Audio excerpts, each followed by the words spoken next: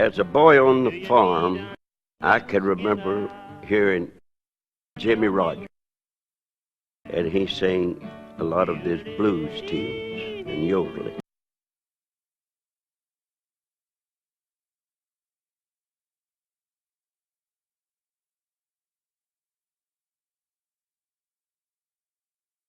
Jimmy Rogers' music did influence a lot of people. He came from Meridian, Mississippi, and he actually worked on the railroad for a number of years.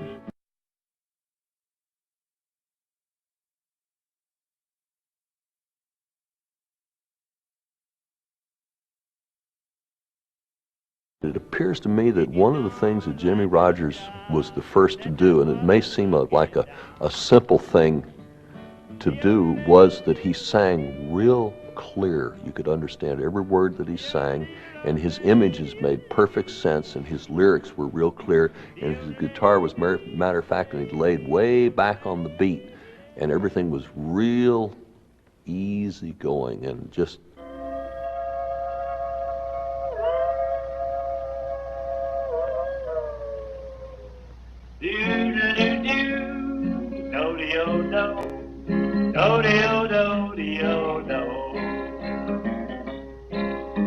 all around the water tanks, waiting for a train, 1,000 miles away from home, sleeping in the rain. The first record I ever heard in my life as a child was All Around the Water Tank, just waiting for a train, Jimmy Rogers.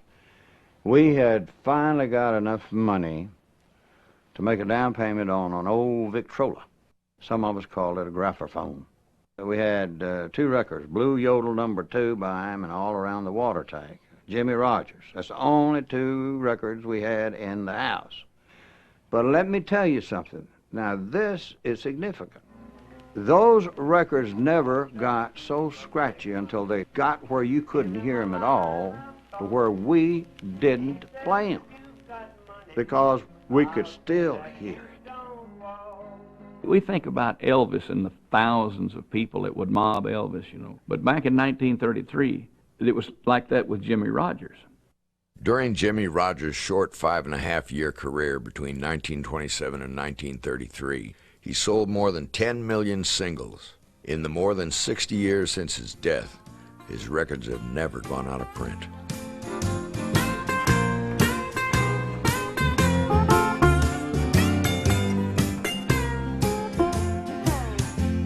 He put me off in Texas, stayed I dearly loved.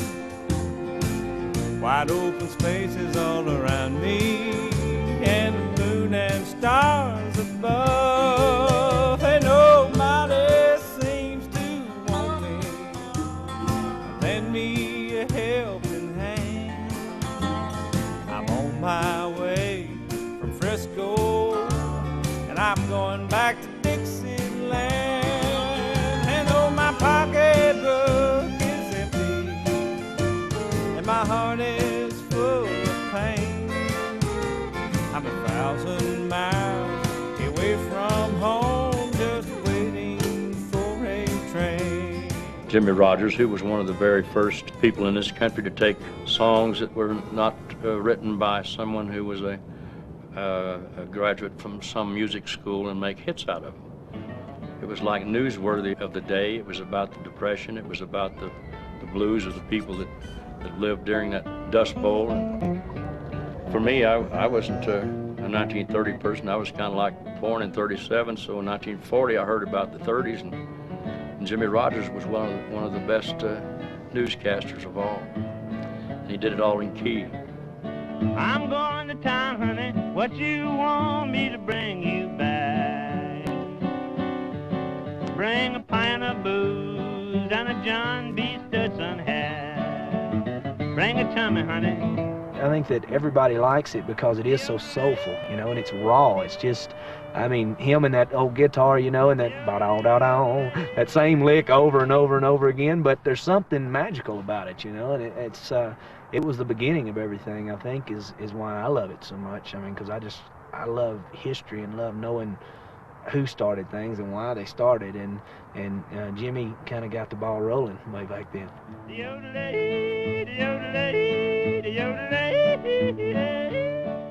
People say that Jimmie Rodgers, the singing brakeman, heard a troupe of, Swiss yodelers doing it and adapted it to the blues that he was singing, the white guy's blues of Mississippi, and that's where the blue yodel came from.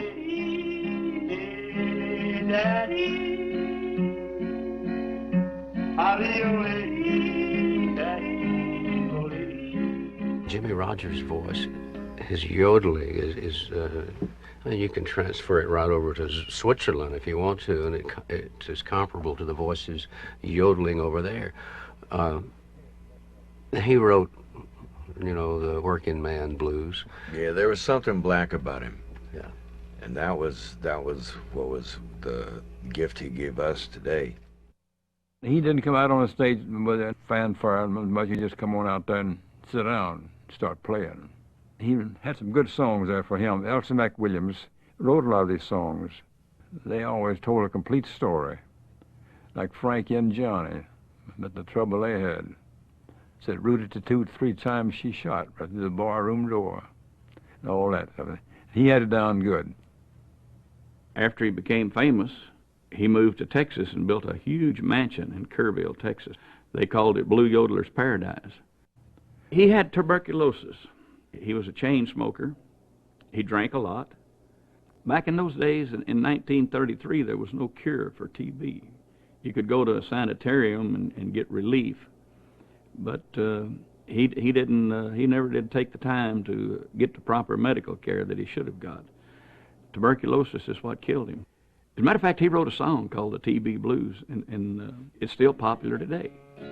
When it rained down sorrow, it rained all over me. When it rained down sorrow, it rained all over me. 'Cause my body rattles like a train on that old SP. I've got the TB blues. The very last recording sessions in New York City, Jimmy would record one song and he'd have to go lay down in a cot till he got his strength back. He would be coughing so bad. It was a very tragic ending. Jimmie Rodgers died after he cut his 12th song there in New York. I've been fighting like a lion, looks like I'm going to lose. I'm fighting like a lion, looks like I'm going to lose.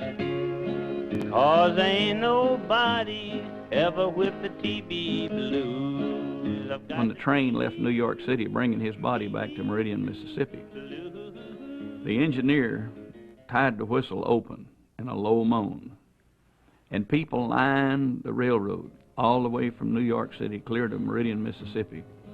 And when that train would go through, that whistle would be blowing, and it was called a funeral train, and Jimmy's casket was setting up in the baggage car so people could see it. He was a very popular man.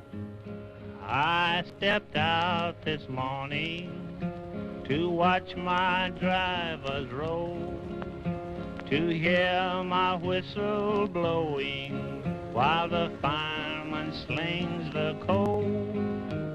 When I got to the switchyard, I heard a brakeman say, "Oh, what a mystery, your engine's cold today."